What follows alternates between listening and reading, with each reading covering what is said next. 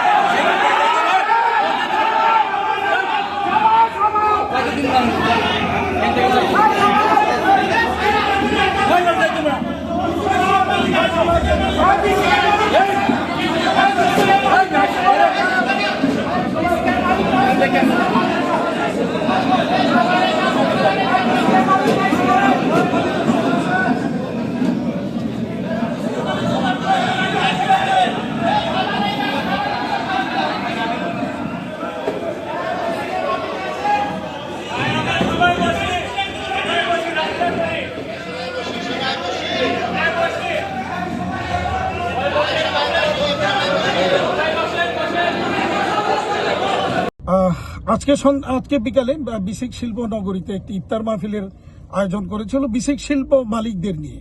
তো যেহেতু আমি বিসিক শিল্প মালিক সমিতির প্রেসিডেন্ট এবং বিকেএমির প্রেসিডেন্ট হিসেবে আমাকে তারা আয়োজকরা আমাকে আমন্ত্রণ জানিয়েছিলেন। তো এখানে আমাদের স্থানীয় এমপি, নবনির্বাচিত এমপি মহোদয় সেখানে জনাব আলামিন সাহেব সেখানে উপস্থিত হয়েছিলেন। তো উনি কিছুক্ষণ আগেই ইফতারের ৫-৭ মিনিট আগে উপস্থিত হলেন। তার আগে এখানে জামাতের কেন্দ্রীয় কর্মপরিষদ সদস্য মাওলানা মঈনুদ্দিন সাহেব ছিলেন এবং মহানগর জামাতের আমির মাওলানা আব্দুল জব্বার সাহেব ছিলেন। তো আমিও বক্তব্য রেখেছি সেখানে, ওনারা সবাই বক্তব্য রেখেছেন। আলামিন সাহেব আসার পর ওনাকে ডায়াসে ডাকলে তিনি সেখানে যাননি, সাইডে বসলেন এবং সেখান থেকে তিনি ওনাকে যখন বক্তব্য দিতে বলা হলো তিনি দাঁড়িয়ে বললেন যে এখানে ফেসিবাদের দোষর আছে, সেখানে আমি কি করে ডায়াসে বসি এবং বক্তব্য দিই। এই কথা বলার সাথে সাথে বিসিকের ওখানে উপস্থিত শিল্প মালিকরা সবাই উঠে দাঁড়িয়ে যান এবং ওনারা এটার জবাব চাইতে চাচ্ছিলেন। তো আমি বললাম যে না, তোমরা এখানে কোনো সিন ক্রিয়েট করবে না, এখান থেকে তোমরা বের হয়ে যাও, আমরা এই অনুষ্ঠানটা আমরা ত্যাগ করি। তো আমরা সবাই বের হয়ে চলে গেছি। যাওয়ার পর নিচে গিয়ে আবার তারা ওখানকার আয়োজকদেরকে ডাকলেন, আয়োজক যিনি ছিলেন তাকে ডেকে এনে এটার ব্যাখ্যা চাইলেন যে কেন আমাদেরকে দাওয়াত দিয়ে এনে এখানে অপমান করা হইল। এটা ওনারা, আমার মালিকরা এটা জানতে চাইলো যে আমাদের প্রেসিডেন্টকে দাওয়াত দিয়ে এনে কেন আপনারা অপমান করলেন। তো এরই প্রেক্ষিতে সেখানে আশেপাশে আরো মালিকজন জড়ো হয়ে গেল, জড়ো হইতে হইতে অনেক মালিক জড়ো হইলো। এর মধ্যে আমি এসপি সাহেবকে বললাম যে বিষয়টা এরকম একটা ঘটনা ঘটছে, এই ব্যাপারে একটু আপনারা প্রয়োজনীয় পদক্ষেপ নেন, এমপি মহোদয়কে আপনারা একটু এখান থেকে সেফলি নিয়ে যাওয়ার ব্যবস্থা করেন। তো আমি এটা বলে আমি ওখান থেকে তাদেরকে চলে যেতে বললাম, দিয়ে আমি আমার অফিসে চলে গেলাম। কতক্ষণ পরে, আরো অনেকক্ষণ পরে এসপি সাহেব এবং ডিসি সাহেব ফোন করলেন। আমাদের এমপি দীপু ভূঁইয়া আমাকে ফোন করলেন যে এরকম ওখানে মালিকরা অনেকেই জড়ো হয়েছে এবং সেখানে একটা উত্তেজিত অবস্থা দেখা যাচ্ছে।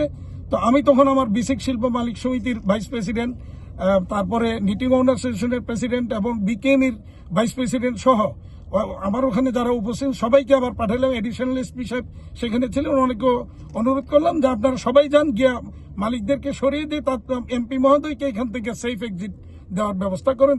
ওভারঅল তিনি আফটারঅল উনি আমাদের এমপি, তাকে কোনোভাবেই অসম্মানিত করা যাবে না।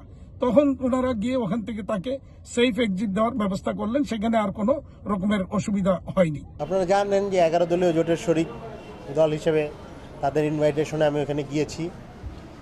যাওয়ার পর আমি মঞ্চে দেখেছি হচ্ছে হাতেম সাহেবকে, তো এই জন্য আমি মঞ্চে বসতে অস্বীকৃতি জানাই এবং আমি বলেছি যে এই মঞ্চে আমি আর বসতে পারবো না।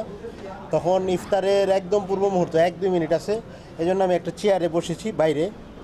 তো পরে আমাকে যখন বক্তব্য দিতে বলা হলো, আমি তখন বক্তব্যে বলেছি যে আমি কোনো ফ্যাসিস্টের দোসরদের সাথে মঞ্চটা শেয়ার করতে পারতেছি না, এই জন্য দুঃখিত।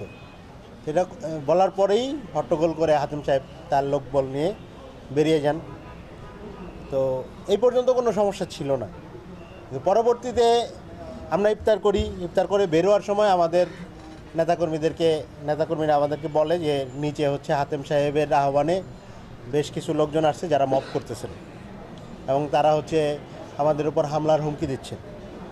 তো তখন আয়োজক যারা ছিলেন তারা আমাদেরকে বললেন যে আপনি একটু পরে নামেন, আমরা একটু পরিস্থিতিটা দেখি।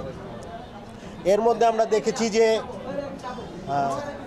বিসিকের চিহ্নিত যারা হচ্ছে বিসিকে চিহ্নিত গুন্ডামি করে, যে রাসেল নামের একজন আছেন স্বেচ্ছাসেবক দলের, তার নেতৃত্বে বেশ কিছু গুন্ডা ছেলেপেলে চলে আসে এবং এক ধরনের তারা বলতে থাকে যে আমাকে নামতে দিবে না, সরি বলতে হবে। তো আমার বক্তব্য হচ্ছে আমি কাকে সরি বলবো?